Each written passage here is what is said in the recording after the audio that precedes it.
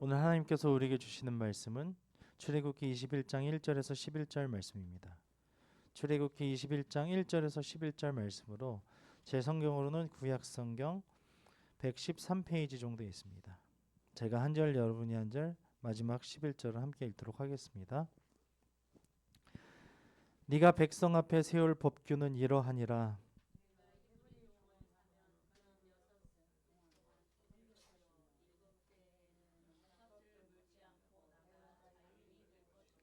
만일 그가 단신으로 왔으면 단신으로 나갈 것이요 장가 들었으면 그의 아내도 함께 나가려니와.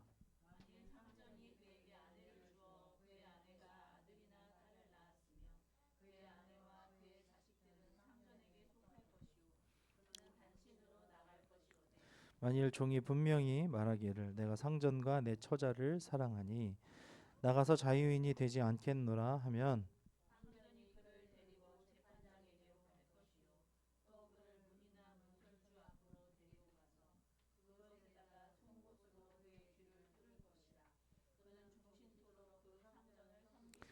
사람이 자기의 딸을 여종으로 팔았으면 그는 남종같이 나오지 못할지며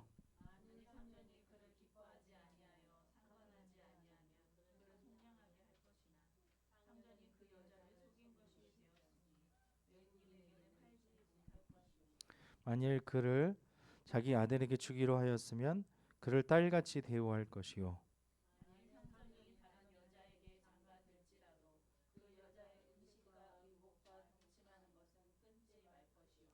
그가 이 세 가지를 시행하지 아니하면 여자는 속전을 내지 않고 거저 나가게 할 것이니라. 아멘. 할렐루야. 좋으신 하나님을 찬양합니다. 오늘은 77절이라도 하고 또 맥추절이라고도 하고 또 성령 강림절이라고 하는 그런 주일입니다. 특별히 하나님께서 6월절 이스라엘 백성들을 종되었던 이집트 땅에서 이끌어내 오신 그 날로부터 7 곱하기 7, 77에서 49일이 지난 50일째 되는 날입니다. 그래서 히브리어로 말하면 하오메르라고 해가지고 이 개수를 센다, 날을 센다라는 그런 의미로 측정한다. 50일을 측정한다. 첫 번째 날, 두 번째 날, 2주째 첫 번째 날 이런 식으로 해서 날을 세워서 이렇게 지내는 것이고 보리를 심어서 마침내 추수를 하는 그런 맥추절이라고도 합니다. 그리고 50일이 지나면 이제 밀을 심게 되는 날이 되는 거죠. 하나님께서 여기까지 우리를 인도하셨고 이제는 우리가 곡식을 심어서 먹으면서 살아갈 수 있는 그런 때가 되었다. 그래서 하나님을 의식하며 그리고 그 날짜를 세며 이러한 살아가는 방식도 하나님께서 우리에게 주신 것이고 우리를 여기까지 살리셔서 우리를 지키셨다. 하나님께서 우리의 주인이다라는 어떤 의미를 가지고 77절과 맥주절을 지키는 것이죠. 우리에게는 또 성령 강림절이죠. 그래서 예루살렘을 떠나지 말고 내가 분부한 그곳에서 기도하며 하나님의 말씀을 들으며 기도하며 찬송하며 기다리라고 하셨던 내가 너희에게 줄 그 선물을 기다리라고 말씀하셨던 그 하나님. 그래서 예루살렘을 떠나지 않고 하나님께서 주실 성령을 받기까지 그 예루살렘에서 기다려서 드디어 사도행전 2장에 보면 성령이 강림하시는 그날, 그날이 바로 오늘 이 6월절이 지난 50일째 되는 맥주감사 주일이면서 성령 강림 주일입니다. 오늘 이 날은 하나님께서 우리에게 성령을 주시고 우리를 살리시고 우리의 주인이 되시고 또한 우리가 살아갈 수 있는 모든 그런 기반들을 완성해 주셔서 하나님 앞에서 하나님을 경배하며 살아가게 하시는 날인 줄 믿습니다. 그것을 기억하며 하나님께 다시 한번 감사의 박수를 올려드립시다. 할렐루야.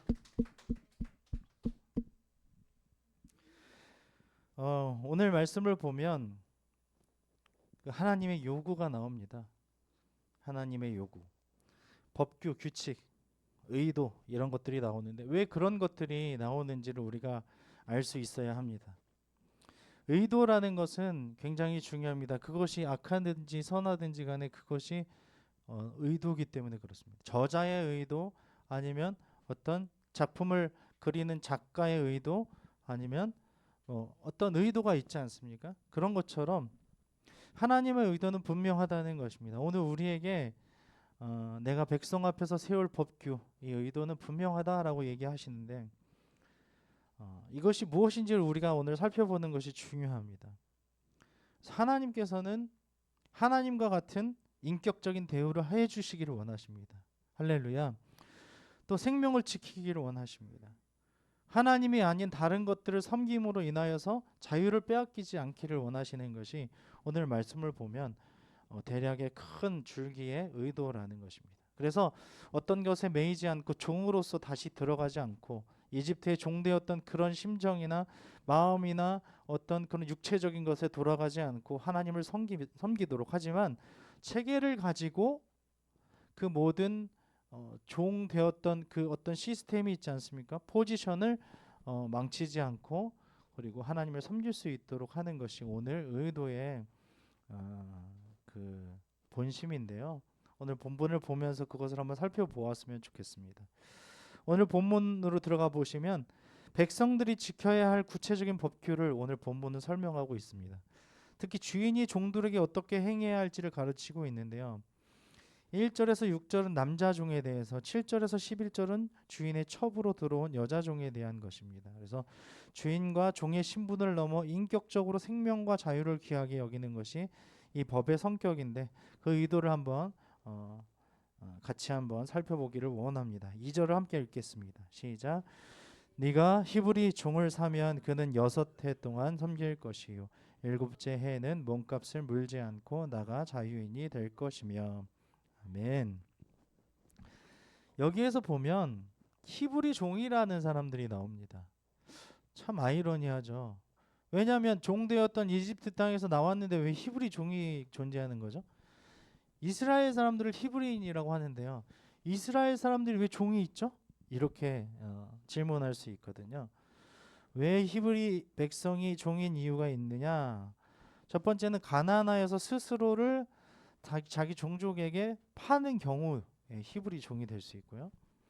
두 번째는 도적질을 했지만 배상 능력이 없는 경우 종이 될 수 있다고 합니다. 그래서 그 당시에 같은 신분이고 같은 레벨이지만 종으로서 자기를 격하시킨 사람들이 있었다는 거죠. 그렇지만 종이 된 지 7년이 되는 해에는 모든 빚을 탕감하고 자유인이 될 수 있었던 것이 그 당시에 하나님께서 주신 법입니다. 그래서 하나님께서는 어떤 이유로든지 종이 된 히브리 사람들을 제7년에는 값없이 해방시키라고 명령하십니다. 6해 동안은 섬길 것이요 7째 해에는 몸값을 물지 않고 나가 자유인이 될 것이요 이렇게 되어 있죠. 그러니까 우리가 아는 것처럼 6째 날까지는 열심히 일을 하면서 살아라. 하지만 7째 날에는 너희가 안식하여라 라는 것처럼 6해 동안은 열심히 섬겨라. 하지만 7째 해에는 안식하여라. 그래서 몸값을 물지 않고 나가 안식년을 가져라. 자유인이 되어라. 이렇게 얘기하는 거죠. 하나님의 백성들은 주인과 종의 관계로 규정되어 인간이 인간의 주인이 되어서는 안 된다는 사실입니다. 열심히 일을 해야죠. 하지만 그것을 말 듣게 하려고 해서 내가 주인이야, 내가 너의 상전이야 라고 하면서 그것을 고집하여서는 안 된다는 것이죠. 이것이 딱 알맞을 것 같아요. 포지션이 다르다. 섬기는 포지션, 나는 이것을 지시할 수 있는 어떤 그 관리자의 포지션이다라고 생각할 수 있는 것이죠. 교회에서도 가정에서도 마찬가지입니다. 교회에는 많은 원로님들이 계시고 목사가 있고 하지만 그 사람들이 군림하는 곳은 아닙니다. 교회의 주인은 누구십니까? 하나님이십니다. 할렐루야. 아멘. 하나님도 우리에게 그렇게 군림하지 않으세요. 인격적이십니다. 사랑하시고 우리의 생명을 살리시고 또한 우리가 자유케 하기를 원하십니다. 자유케 살기를 원하십니다. 그것처럼 포지션이 있지만 군림하는 사람들은 아니다. 가정에도 마찬가지입니다. 분명한 위계 질서가 있고 체계가 있고 법규가 있지만 그것으로 군림하는 것은 아니다. 내 자녀가 나의 소유는 아니다. 그 얘기는 무슨 얘기냐면 내가 이 자녀를 아무렇게나 해도 되는 것은 아니다. 나의 드림스 컴 트루, 나의 꿈을 이루기 위해서 이 자녀를 사용해서는 안 된다라는 얘기입니다. 이 모든 것이 하나님께서 우리에게 말씀하시는 것이지요. 모든 인간은 하나님의 형상으로 창조된 자유인이기 때문에 그렇습니다. 할렐루야. 아멘. 하나님은 하나님의 기준으로 하나님께서 대하시는 그 상대로 우리를 대해 주시는 것입니다. 인격적으로. 하나님께서는 사회에서 가장 연약한 사람들, 연약한 하나님을 경외하는 사람들에게 관심이 있으시고요. 자신의 백성들이 자유롭기를 원하십니다. 내가 여기까지 너희를 자유롭게 했는데 너희들끼리 또 이렇게 하면 어떻게 하니? 라고 질문하시는 것 같아요. 이집트 종되었던 땅에서 너희들의 목소리를 들었어. 내가 먼저 너희들의 목소리를 들어서 거기에서 이끌어냈단다. 이 100만이 넘는 사람들을. 그런데 너희들끼리 또 이렇게 자유가 없이 살기를 원치 않는단다. 그렇기 때문에 6째 날까지는 열심히 일하지만 7째 날에는 이 사람들에게는 7째 해에는 자유를 주어라, 자유인으로 만들어 주어라 라고 말씀하시는 것입니다. 우리에게도 마찬가지입니다. 우리가 속한 것, 우리가 을이 될 수 있고 갑이 될 수도 있고 갑이 될 수 있고 을이 될 수도 있지 않습니까? 그런 상황 가운데 우리는 군림하지 않아야 된다는 것입니다.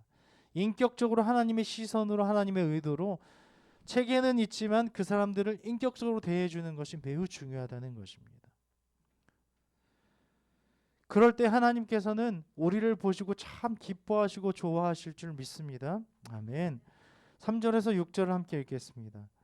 만일 그가 단신으로 나왔으면 단신으로 나갈 것이요 장가를 들었으면 그의 아내도 그와 함께 나가려니와 만일 상전이 그에게 아내를 주어 그의 아내가 아들이나 딸을 낳았으면 그의 아내와 그의 자식들은 상전에게 속할 것이요 그는 단신으로 나갈 것이로되 만일 종이 분명히 말하기를 내가 상전과 내 처자를 사랑하니 나가서 자유인이 되지 않겠노라 하면 상전이 그를 데리고 재판장에게로 갈 것이요 또 그를 문이나 문설주 앞으로 데리고 가서 그곳에다가 송곳으로 그의 귀를 뚫을 것이라. 그는 종신토록 그 상전을 섬기리라. 아멘. 하나님은 어떤 분이십니까? 하나님께서는 주인의 경제적인 측면도 고려하고 계십니다. 손해만 보아라 라는 것이 아닙니다. 종노릇하는 기간은 빚을 갚는 기간으로 생각이 되는데요. 쌍방간의 경제적 정의가 이루어지도록 하십니다. 또한 가정이 깨어지는 것도 원하지 않으셔요. 오직 가정이 보호되도록 시스템을 구축하셨다는 것이죠. 그래서 보시면 단신으로 홀로 왔으면 홀로 나가라. 종으로 온다는 얘기죠. 장가 들어서 왔으면 그의 아내도 함께 나가는 거야. 이게 좀 가족을 다 몽땅 얘기해서 한 덩어리로 얘기하는 것입니다. 하지만 만일 상전이 그에게 종에게 아내를 주어서 그 아내가 아들이나 딸 낳았으면은 그 아내와 자식들은 상전에게 속한 거야. 그렇기 때문에 그는 홀로 나갈 거야. 하지만 내가 이 처자를 사랑한다. 내가 자유인이 되지 않고 당신을 평생토록 섬기겠습니다라고 할 때에는 귀를 뚫어서 귀고리를 걸어서 이것은 이 사람은 내 거야라는 것들을 여기에다가 이렇게 달아 놓아라. 그래서 귀걸이가 생긴 것입니다. 코걸이, 귀걸이가 다 그때부터 생겼다고 합니다. 그래서 이 예속과 복종을 뜻하는 그 의식으로서 다른 사람의 말을 듣는 귀, 이게 굉장히 중요했던 거죠. 뭐 명령을 내릴 때 귀로 듣지 않습니까? 그래서 예속과 복종의 기관이 바로 귀라는 거죠. 들을 귀 있는 자들은 들어라 하는 말씀도 그 똑같은 거예요. 들으라는 거죠. 귀라는 것은 듣는 거예요. 순종한다는 의미이죠. 그것을 실행한다는 의미까지도 포함되어 있는 것입니다. 그래서 그 귀를 뚫는 것은 곧 주인의 말에 평생 복종하겠다는 의식이었다는 것입니다. 사실 우리는 하나님 앞에서 하나님에게 귀를 뚫린 사람들인 줄 믿습니다. 평생 하나님의 종으로서 살아가는 것입니다. 하지만 자유함을 주신 하나님의 종들입니다. 우리의 마음의 귀를 뚫고 또 하나님 앞에 나아가는 우리 모두가 하나님 나라에서 온전히 행복하게, 또한 격상시켜 주셔서 하나님의 자녀로서 살아가는 그 기쁨과 행복을 누리게 하신 줄 믿습니다. 아멘.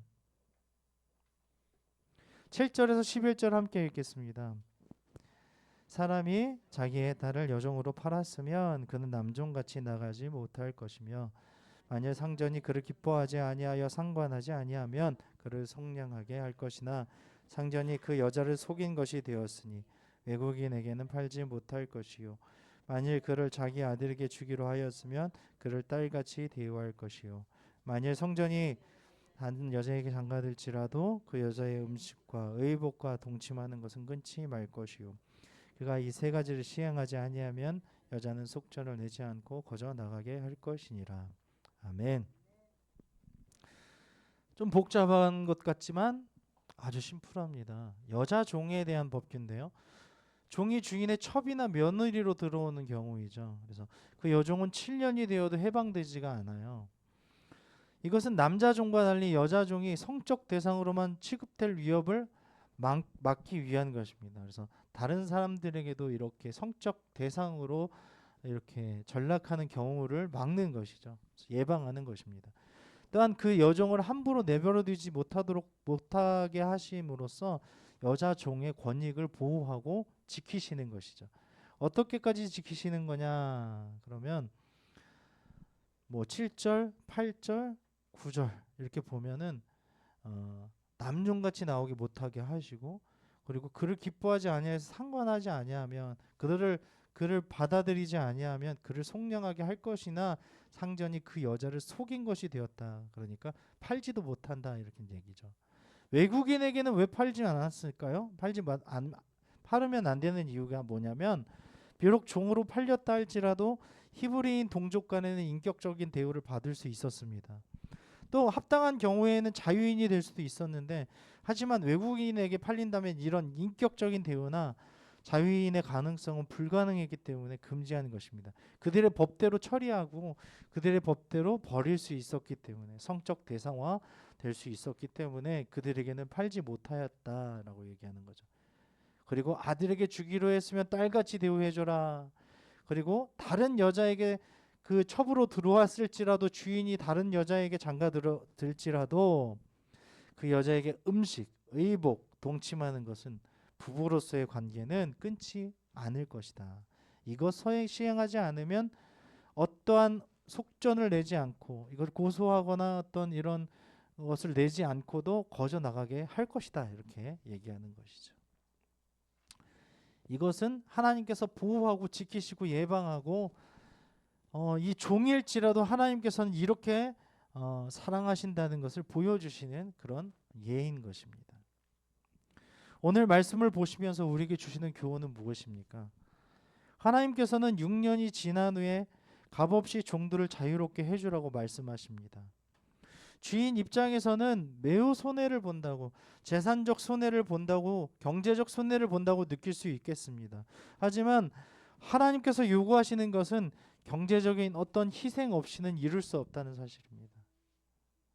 마음의 희생, 어떤 정서적인 우리의 어떤 희생들, 그리고 우리의 마음의 어떤 변화들, 이런 것들을, 손해들을 감수하지 않고는 이룰 수 없는 것이라는 것입니다.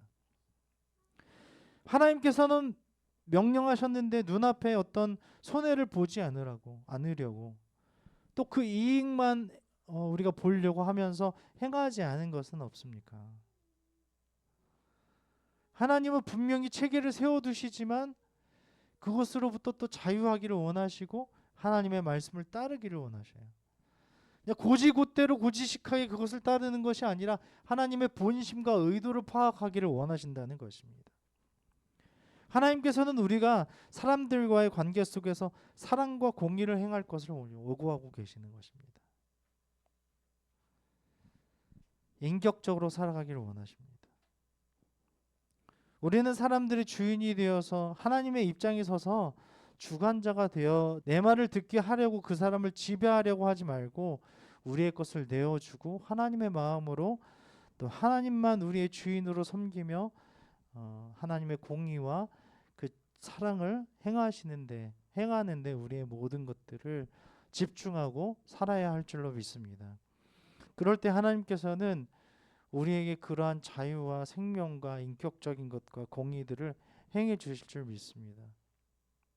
오늘 말씀을 들으면서 우리가 말씀을 깨달으면서 느껴야 될 것은 내가 어떤 것을 가졌다 하여서 또 어떤 것들과 함께 있다 할지라도 어떤 사람들과 함께 지낸다 할지라도 그것들을 함부로 하지 않고 하나님께서 주신 그 바운더리 테두리 안에서 하나님의 자유를 누리게 하고 하나님께서 우리를 대해 주셨던 것처럼 인격적으로 대우해 주고 대해 주고 그 사랑과 공의를 행하면서 생명을 지키는 우리 모두가 되기를 주님의 이름으로 축원합니다. 아멘. 하나님은 그렇게 하실 때에 하나님의 놀라운 축복과 기쁨과 행복을 누리게 하실 줄 믿습니다.